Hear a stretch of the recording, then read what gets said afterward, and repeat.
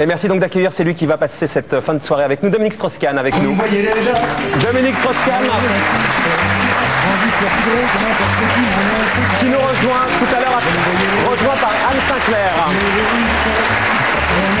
Bonsoir, installez-vous.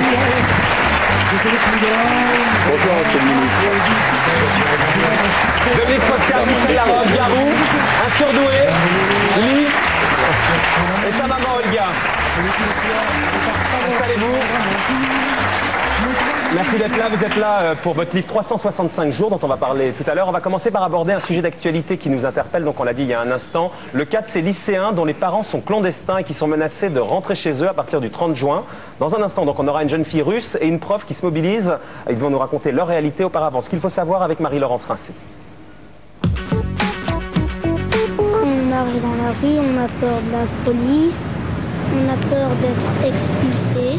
Ce petit garçon russe qui redoute l'expulsion vit en France depuis 5 ans avec sa mère qui est en situation irrégulière. Il serait 15 à 20 000 enfants dans le même cas, des jeunes scolarisés et intégrés dont les parents n'ont pas de papier, des familles qui ont obtenu officiellement en tout cas un sursis jusqu'à la fin de l'année scolaire, mais qui passé le 30 juin pourraient être contraints de quitter le territoire français. Une situation qui a ému leur entourage et qui suscite une mobilisation de plus en plus importante. Il s'agit en fait de faire que la police, si jamais les choses tournent mal, elle ne puisse pas vous trouver tous ensemble. Hein? Parce que dans ce cas-là, la famille est un peu protégée parce qu'ils n'ont théoriquement pas le droit comme ça de désunir les familles. Donc s'ils ne trouvent pas un des membres, ça bloque l'expulsion. Ce mouvement, il est fait de gens comme vous et moi qui sont des profs, des parents d'élèves, des élèves eux-mêmes et qui se disent c'est ma manière à moi d'exercer ma citoyenneté que de dire quelque chose sur cette question des enfants qu'il faut protéger parce qu'ils sont sur le territoire français. Des enseignants, des parents, des élus qui se disent prêts à tout pour protéger ces enfants et leurs familles, y compris s'il le faut à les cacher, autrement dit à enfreindre la loi. Ils risquent pourtant pour ça 5 ans de prison et 30 000 € d'amende. On se dit tous qu'on préfère même éventuellement avoir des comptes à rendre à la justice qu'avoir des comptes à rendre à sa conscience. Hein. Et le fait de pouvoir se dire on a laissé l'un de nos élèves se faire renvoyer pour un pays où aujourd'hui il est peut-être emprisonné ou tortureux, je ne sais quoi d'autre, ce serait bien évidemment quelque chose d'insupportable. Philippe est arrivé d'Angola il y a 3 ans. Cette année, il passe son bac de français. Retourner dans son pays d'origine lui semble non seulement inconcevable, mais surtout dangereux, même s'il n'est pas très optimiste quant à l'obtention de ses papiers. Retourner chez nous, c'est nous conduire à la mort. Je pense que on va être invité à quitter le territoire français. Je sais pas. Je l'espère que non, parce que on s'est intégré et tout. Des enfants scolarisés, donc bien intégrés, c'est aussi sur cet argument que les comités de soutien s'appuient aujourd'hui pour demander leur régularisation.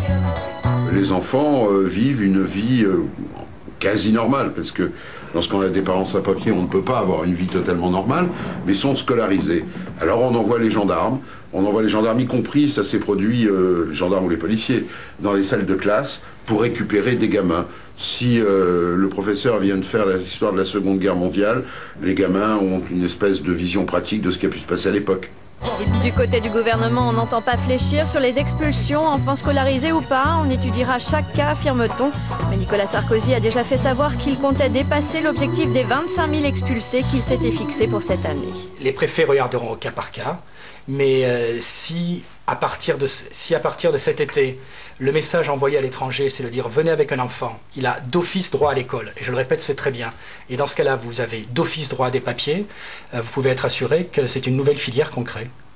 Une position ferme donc que les acteurs de la mobilisation espèrent encore assouplir d'ici l'été. En attendant, ces jeunes continuent d'espérer et de rêver à leur avenir, en France forcément. J'ai envie de créer mon propre entreprise. C'est ça, c'est mon rêve. Plus tard, j'aimerais faire du sport, du foot. Footballeur professionnel ? On peut dire ça.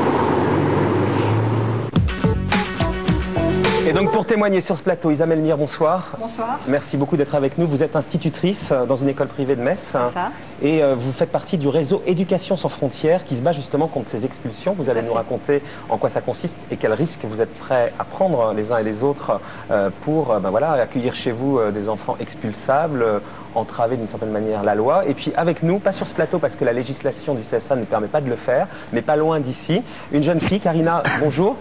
Bonsoir. Bonsoir Karina. Donc la législation, c'était pas à ta demande, mais la chaîne nous a demandé de procéder comme ça, qu'on ne puisse pas te reconnaître puisque tu es dans une situation de détresse. Tu as 14 ans, Karina? 15. 15 ans, pardon, désolé. En 2001, tes parents ont quitté la Tchétchénie parce que ton père refuse de se battre aux côtés de l'armée et risque d'être emprisonné pour désertion. Ensuite, vous avez ensemble vécu clandestinement en Russie pendant 2 ans et c'est grâce à des passeurs que tes parents ont chèrement payés que vous avez pu rejoindre la France en 2003. Est-ce que déjà tu as des souvenirs de ce voyage? Bah, pas trop. Tu vis aujourd'hui où? À Paris? Non, à Metz. À Metz, donc pas loin de chez vous, Isabelle. Tu es en quelle classe, Karina? 4e. 4e. Concrètement, tu es expulsable au 30 juin après le sursis accordé par Nicolas Sarkozy, c'est ça? Bah, je sais pas. Tu sais pas. Racontez-nous, Isabelle. En fait, théoriquement, elle pourrait être expulsable tant qu'elle n'a pas de papier. On les a promis, mais on les attend. Donc, Karina, actuellement, elle est comme tous les autres enfants qui... Qui vous les a promis? Promis, je ne sais pas qui a promis. Et disons que la préfecture a quand même argumenté en disant on ne s'occupera pas de cette famille, on n'y touchera pas. Mais bon, c'est une famille qui est non-droit, donc qui n'a pas de travail, qui doit être cachée. C'est pas vraiment une vie. Karina, tu as été arrêtée en même temps que ta famille, c'était le 17 février 2005. Tu as été placée dans un centre de rétention, c'est ça? Oui. Comment ça s'est passé ce moment-là? Bah, c'était dur. Il y avait plein de policiers, tout ça. Enfin, on avait peur. Tu imaginais que tu allais être expulsée dès la sortie du centre de rétention?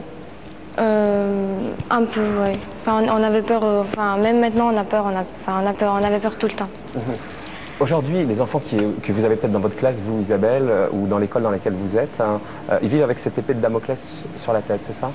Tous les enfants qui savent que la fin du mois de juin arrive ont cette épée de Damoclès et vraiment ils font des cauchemars.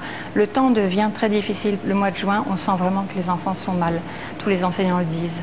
Ils le voient en classe, ils le voient aux résultats scolaires et les enfants sont moins joyeux. Et en fait, les enfants comprennent vraiment tout, ils savent où ils vont retourner. Ils ont une trouille terrible.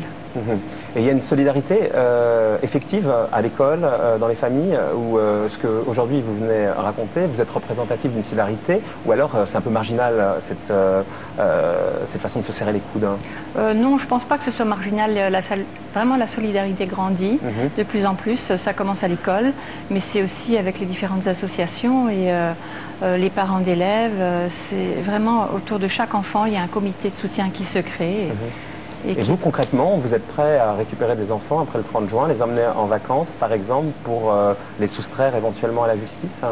Ben, je pense que les vacances pour les enfants, c'est vraiment des vacances. C'est pas enfermé dans un centre de rétention. À Metz, il va s'en créer un et on va vraiment lutter contre parce que ces enfants-là, comme ce que Karina a vécu l'année dernière, c'est l'enfer. Moi, pendant les vacances, j'emmène mes petits-enfants en vacances et leurs copains, même si leurs copains n'ont pas de papier. Vous risquez quoi, concrètement? La loi dit quoi? Je sais ce que je risque, on l'a entendu tout à l'heure. Je risque 5 ans de prison, 30 000 € d'amende.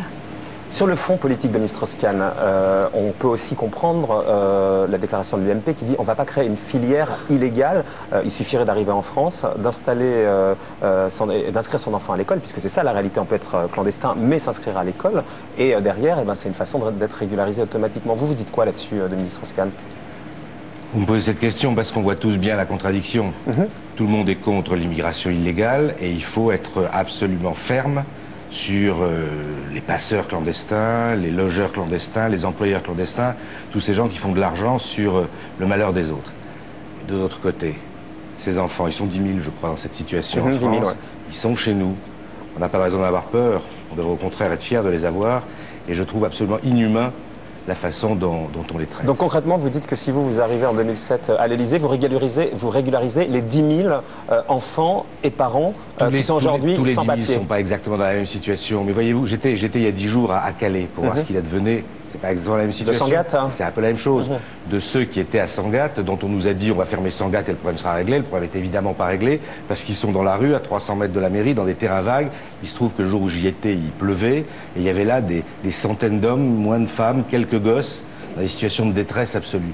Alors, vous m'avez même raconté, sans trahir de secret, Dominique Strauss-Kahn, et je vous laisse le raconter, que ce que vous avez vu, c'était même plus déplorable que ça. Les forces de l'ordre ne se comportaient pas très bien avec eux. Les forces de l'ordre, c'est pas elles qui sont en cause, elles reçoivent des instructions, c'est ceux qui donnent les instructions. Mais quand on vient rafler ces gars